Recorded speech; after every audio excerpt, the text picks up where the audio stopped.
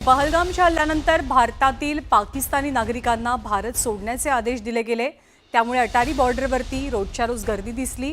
एका आईचे नेमके काय हाल झाले होते तेही आपण पाहिलं, कारण या आईला तर पाकिस्तानमध्ये प्रवेश दिला गेला, पण तिच्या 1 वर्षाच्या मुलाला मात्र भारतातच राहावं लागलं आणि त्या आईनं फोडलेला टाहू सुद्धा आपण पाहिला। यानंतर पुढची बातमी आपण बघणार आहोत, पाकिस्तानचा बुरखा कसा फाटला याची। पहलगाम दहशतवादी हल्ल्यापाठीमागचा पाकिस्तानचा बुरखा टराटरा फाटला जातोय। पाकिस्तान आणि ISIनंच हा सगळा हल्ला घडवल्याचा NIAच्या प्राथमिक तपासातनं सगळ्या गोष्टी किंवा सगळ्या बाबी उघडकीस आल्यात।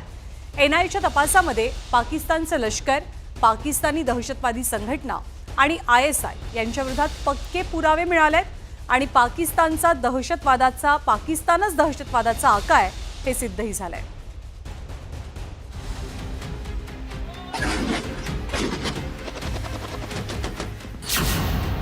पाकिस्तान नव्हे दहशतवादाची फॅक्टरी।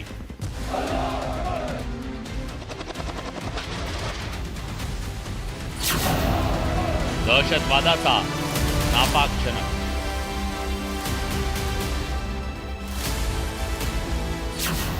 पहलगाम हल्ल्यामागेही पाकच।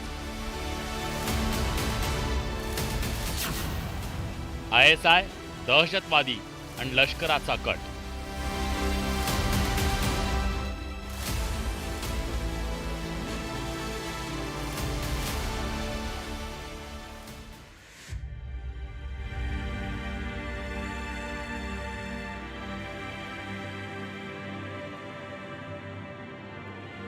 निरपराध 26 पर्यटकांचा बळी घेणारा पहलगाम दहशतवादी हल्ला हा पाक पुरस्कृत दहशतवादी हल्ला असल्याचं आता सिद्ध झालंय।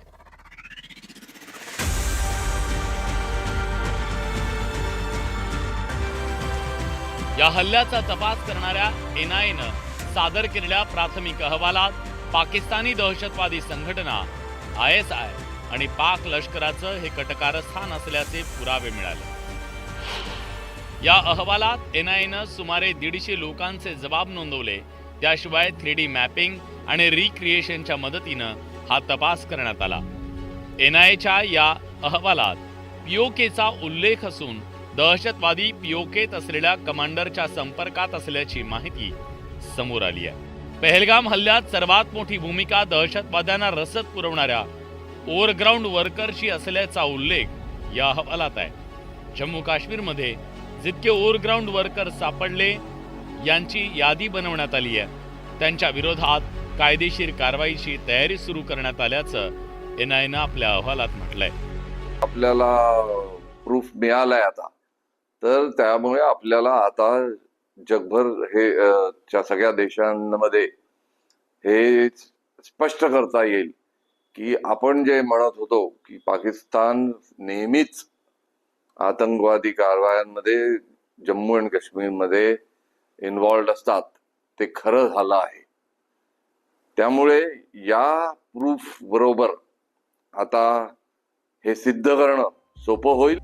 भारतावर कुरघोडी करण्यासाठी पाकिस्ताननं आपल्या देशात दहशतवाद पोसला, वाढवला आणि आज पाकिस्तान दहशतवाद्यांची फॅक्टरी बनलाय। अतिशय क्रूर आणि हिंसक असे दहशतवादी पाकिस्ताननं पोसले। लष्कर-ए-तोयबाचा हाफिज सईद, जैश मोहम्मदचा मौलाना मसूद अझहर आणि हिजबुल मुजाहिद्दीनचा सय्यद सलाउद्दीन हेच दहशतवाद्यांचे भेसूर चेहरे आहेत। पाकिस्तानात बसून हे दहशतवादी भारतात दहशतवाद पसरवण्याचा प्रयत्न करतात। गेल्या अनेक वर्षापासून त्यांच्या दहशतवादी कारवाया सुरू आहेत। पाकिस्ताननं अनेक जिहादी गट पोसले, ज्यांचा उद्देश इथलं सरकार उलथवून टाकणं, भारतातला जम्मू काश्मीर ताब्यात घेणं आणि तालिबानला पाठिंबा देणं हे आहे। त्यातून हिजबुल मुजाहिद्दीन ही संघटना तयार झाली। 1997 पासून मुजाहिद्दीन ही लष्कर-ए-तोयबा सोबत काम करते।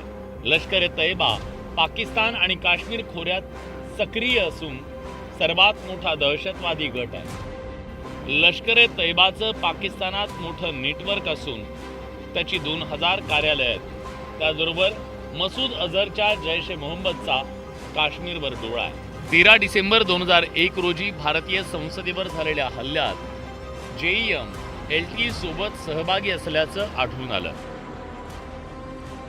दहशतवादाला आश्रय देणं, दहशतवादी तयार करण्यात पाकिस्तान कुख्यात आहे.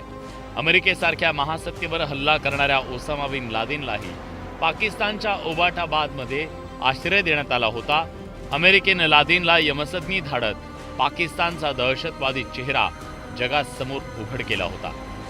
जगात कुठेही दहशतवादी हल्ला झाला तर त्याचं मूळ हे पाकिस्तान आणि अफगाणिस्तानमध्ये असतं. म्हणजे पाकिस्तानमध्ये जे दहशतवादी गट आहेत हे 3 प्रकारचे आहेत आणि तिसरे जे गट आहेत ते भारताच्या विरुद्ध लढत आहेत. म्हणजे लष्कर ए तोयबा आहे, जैश ए मोहम्मद आहे आणि हिजबुल मुजाहिद आहे. तर याच्यामुळे पाकिस्तान हे आंतरराष्ट्रीय दहशतवादाचं मूळ केंद्र आहे. खरं तर पाकिस्तानचा दहशतवादी चेहरा आज उघड झालेला नाहीये. याआधी सुद्धा जेव्हा भारतावर दहशतवादी हल्ले झाले तेव्हा त्यामागे पाकिस्तानचा हात असल्याचं समोर आलं. 1993 मध्ये मुंबई बॉम्बस्फोटामध्ये 257 जणांचा जीव गेला तर 700हून अधिक जण गंभीर जखमी झाले. त्यावेळी अंडरवर्ल्ड डॉन दाऊदच्या मदतीनं पाकिस्ताननं हा भीषण हल्ला घडवून आणला. आजही दाऊद पाकिस्तानच्या आश्रयाला आहे. 2002 मध्ये गुजरातच्या अक्षरधाम मंदिरात 2 दहशतवाद्यांनी अंधाधुंद गोळीबार करत ग्रेनेड फेकत 31 निष्पापांचा जीव घेतला. सुरक्षा दलानं या दहशतवाद्यांना तिथंच कंठस्नान घातलं. या हल्ल्यात लष्कर ए तैबाचा हात होता.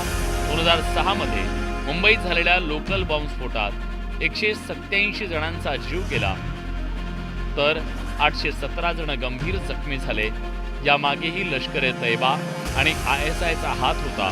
2008 मध्ये मुंबईवर झालेला दहशतवादी हल्ला भारताच्या इतिहासातला सर्वात मोठा दहशतवादी हल्ला होता.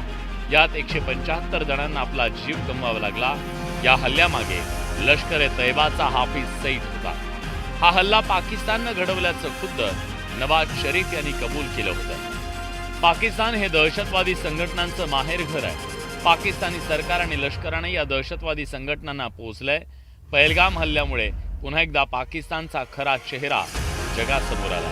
Bureau report, news 18 Lokmat.